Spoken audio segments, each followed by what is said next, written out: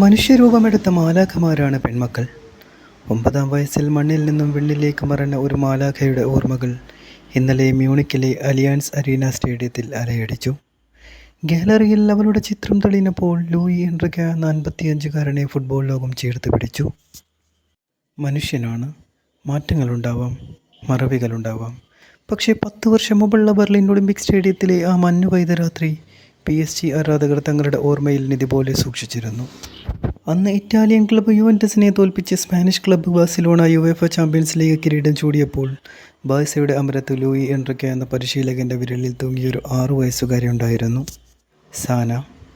Final ജയിച്ച ശേഷം ഗ്രൗണ്ടിൽ എൻറിക്കയും മകളും സാനോയും ചേർന്നാണ് ബാഴ്സയുടെ വിജയക്കൊടി നാട്ടിയത്.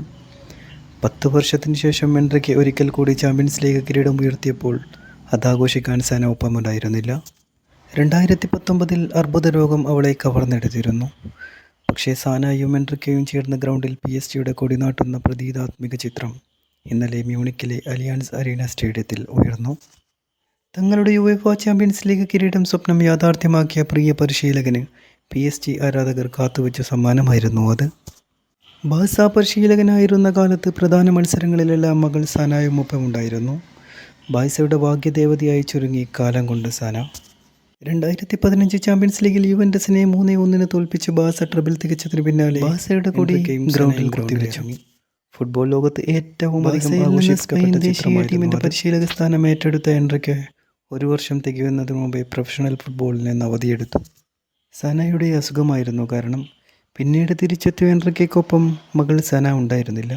സനയെക്കുറിച്ച് ആരാധകരുടെ നിരന്തര അന്വേഷണത്തിനൊടുവിൽ എൻറിക്ക ആ ദുഃഖവാർത്ത പങ്കുവച്ചു. എൻ്റെ പ്രിയ മകൾ സന അർബുദം ബാധിച്ച് മരിച്ചിരിക്കുന്നു. നിങ്ങളുടെ പ്രാർത്ഥനയിൽ അവളെ എന്നും ഓർക്കുക. ഇന്നലെ ചാമ്പ്യൻസ് ലീഗ് ഫൈനലിൽ മകളുടെ ചിത്രം പതിച്ച ടീഷർട്ട് മണിനാണ് എൻറിക്ക എത്തിയത്. ഗാലറിയിൽ സനയുടെയും തൻ്റെയും ചിത്രം ഉയർന്നപ്പോൾ എൻറിക്കയുടെ കണ്ണുകൾ നിറഞ്ഞു. അവൾ എവിടെയും പോയിട്ടില്ല, എന്നും എനിക്കൊപ്പമുണ്ട്. നിങ്ങളുടെ സ്നേഹത്തിന് നന്ദി. മത്സരത്തിന് ശേഷം എൻറിക്ക പറഞ്ഞത് കേട്ടപ്പോൾ ഗാലറികൾ മാത്രമല്ല, ലോകമെമ്പാടുമുള്ള ഫുട്ബോൾ ആരാധകരുടെയും കണ്ണുകൾ നിറഞ്ഞു കവിഞ്ഞു.